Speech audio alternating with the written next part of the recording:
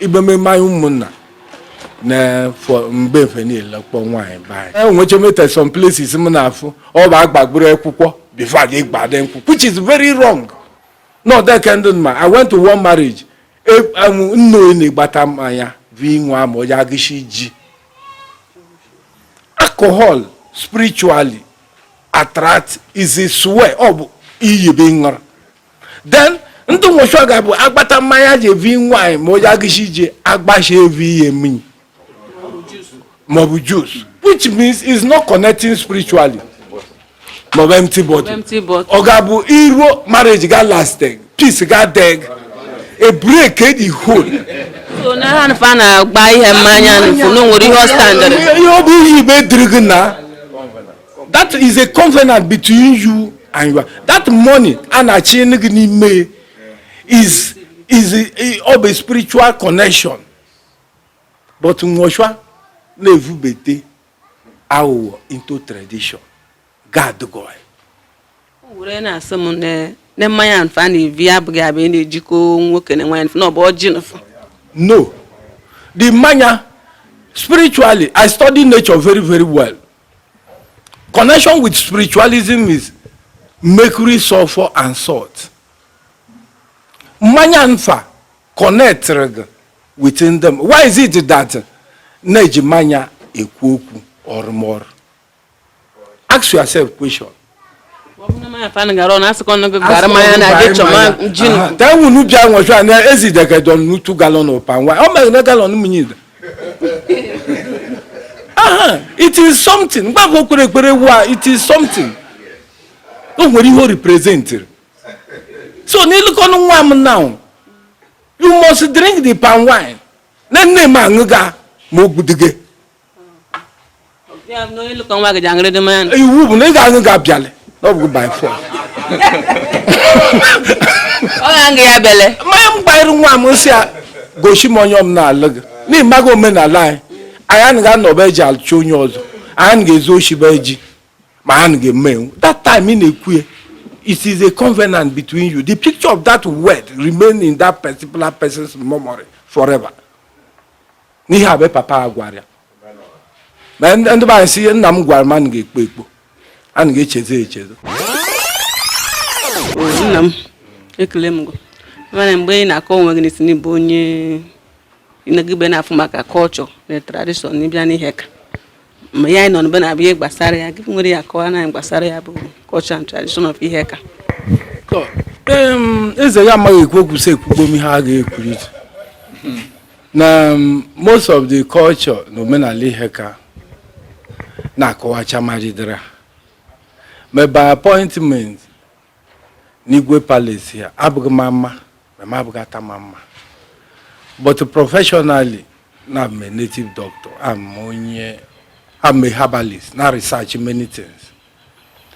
So, no men ali heka ahogum bozo than can we go? Then those are Kowaria. I'm going to make him repeat that. For now, unless we any other area.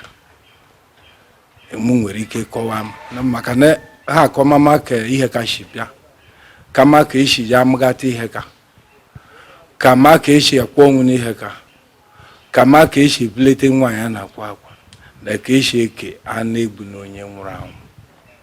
So abịa na marriage issue na obodo ile nwe ka o shi eme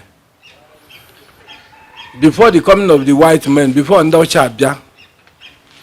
Then the Bible, if my wine, and Campbell of going in a jet direct as an alcohol wine, no by fata.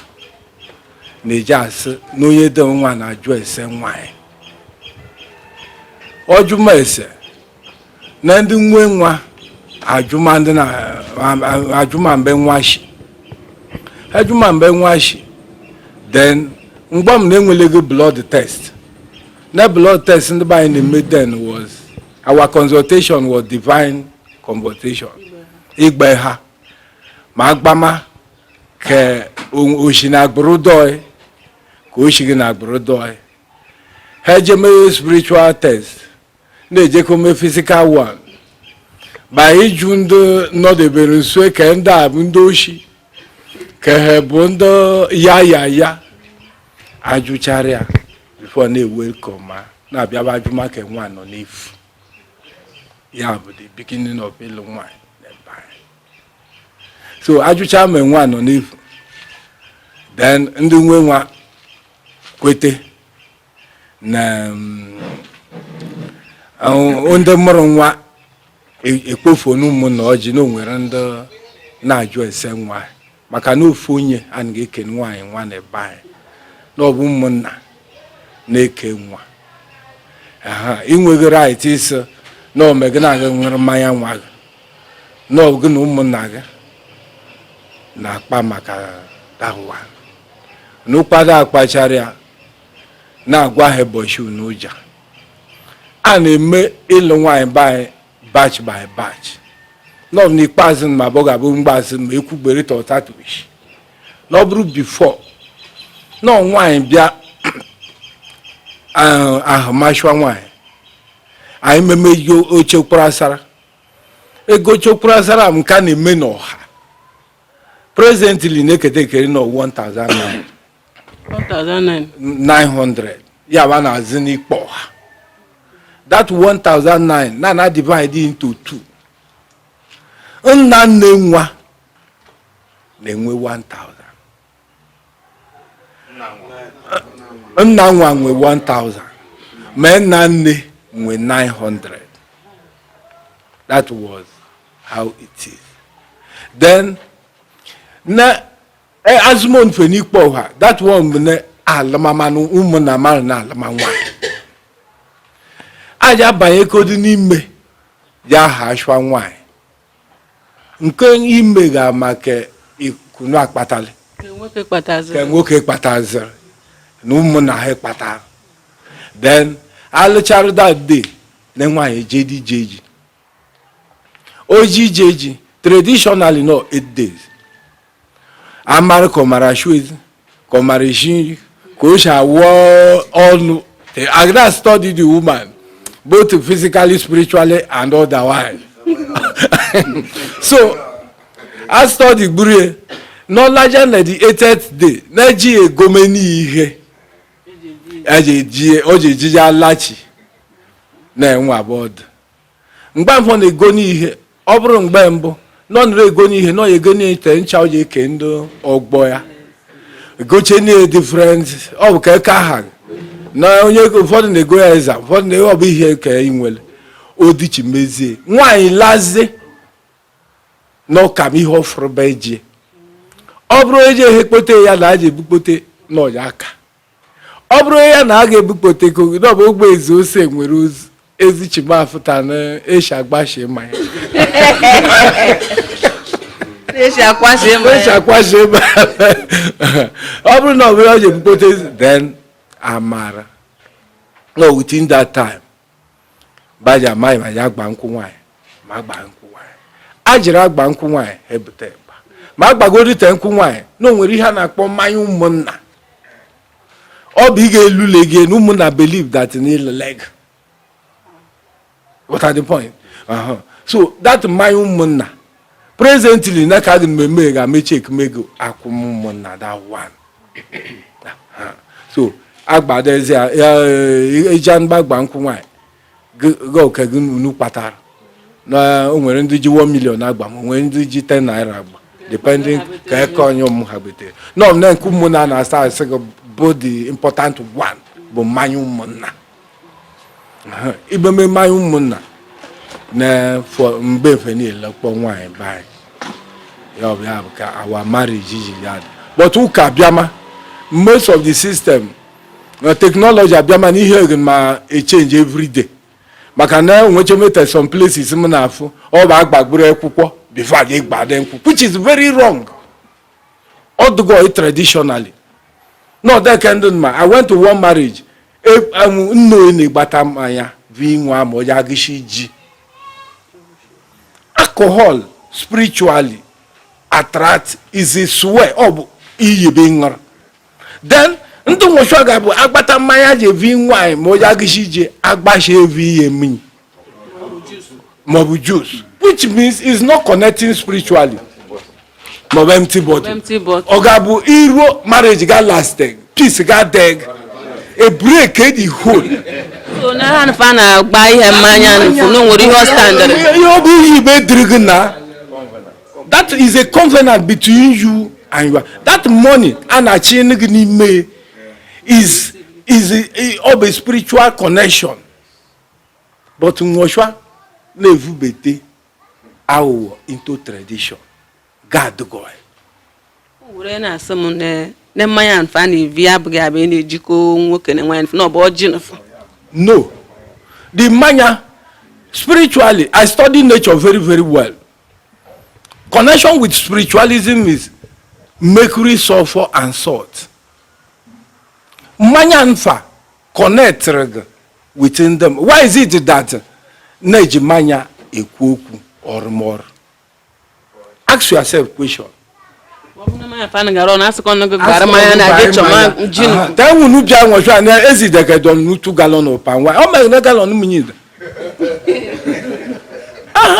is something. It is something. Don't worry, represent it. So now, you must drink the palm wine. Then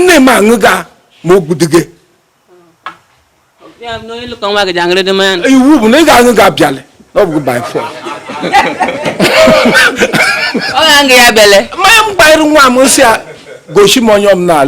Ni mago mena lie. Ayan ga no bejal chonyozo. Ayan ge zo shibeji. Man ge men. That time in a queer. It is a covenant between you. The picture of that word remain in that particular person's memory forever. Ni have papa agwaria. And the see nam gwarman ge kpepo. An ge cheze. Abia na map no nwere mu water na maka ne ge kwugo okwu nwan ge megi ne gbasara nwan no ruo mgba na na asu onye ogaranya maọbụ nna nwa na tata manya bụ inwa ma ogosi anyị ji ndị ogaranya shi mgba ndị shi mmeri enwere ihe ọbịa aba ya sị na gosi anyị ji nfu evutekwa manya agbashi na aje egbu he na aje awu ya munyi ogabu ikpote marriages now by force we enwete 3 no in peace. Live for 20 years not in peace. Makana, I remember what one man who late Chief Obafemi Awolowo was among all the human desire for leadership is the strongest. Leadership, not chichi, but the strongest. Nwoke later one chori lumwa e control nwunye. Me nwata kiri okpara chori control so okpara. People need leadership. So, name na gwagobo mbenevu tradition is in vain. Kaine me, but that cultures me. That is why no part of the world agenwege commissioner and minister for culture and tourism. They protect the custom and norms of the people. Yem tumemunju kwa magana yam na bia ni gbanku nwanyi. Dem maya na fa na big very important. Yes. That mayable covenant. Obi bandu karaka. Whoever advise you now, you want to shatter that marriage. The marriage will not last long. You got my point? But I'm wine. I sing a Nandi Mobo, the Mehan.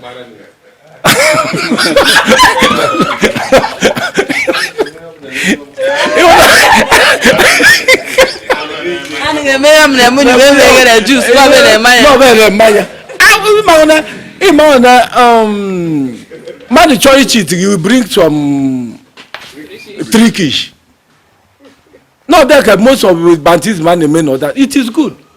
But it's supposed each can do Yoruba and Hausa and other people. Heme Bantis is still that original name of their father Greboshamo. Olusegun Obasanjo from Mike Embo. Na agri olu nwa agri mo kudile nwere meaning ugbo na ajijag mo kudile. Once I change it, my behavior changes. And everything changes. Elizabeth, you imitate people. Madu jabe what you with your own culture. Okonkwo, nwa won shi mebo Okonkwo. Na mama na oboshin kwa ba amra. E we characteristics of Nkwo. It's not the same. So our culture is a very, very good thing. If my people now what a culture as a goma, culture be gwog. The culture can do she be ko bodogi she me. Echi na ngba ndi she me. Amu nwa onye asa abo onye ubolo. Ihe na aru n'ubolo ara ngari ni hekor. Because I travel wide. Yes. When bishi maintain it. If you take and you kwash you. So no, yeah. Kana ga na-eme uyo lab han. Ọ ga-abụ emerụ uyo lab. Alụkọnụ na asị na-emerụ uyo lab. Achịzotu igba nkwụ tolule. Ọ bụ kọcha ihe ba nọlide na. Imagon everything nwere advantage nwere disadvantage. Advantage na lab anaje. Because na okpochere. Agamteg C-class. Am I the gene of the people? Makanihe doy, we appreciate it. Nkaga adegoy, anyim. So, Abiane that one, anasina na your lab, it is good. Makane economic hardship. Not like one day na browse on internet. Somebody gonna say, any woman where Gigi do me. No nwoke nọ na nga karịa ndị nọ na remind na karịa ndị fail me na business apega. So not because of problem of money. Abụ no as na ngeju kwekpere na nyudo. Onwewe kpatara ego isi ama ayo gbara uyo lab ma odiri nwunye eje ekwete. No asite na friends ya bịawa ma bo ebi ego bo chana lo nwa. No, I believe in that one have culture. No, because of economic hardship. Bana cotton shop. So.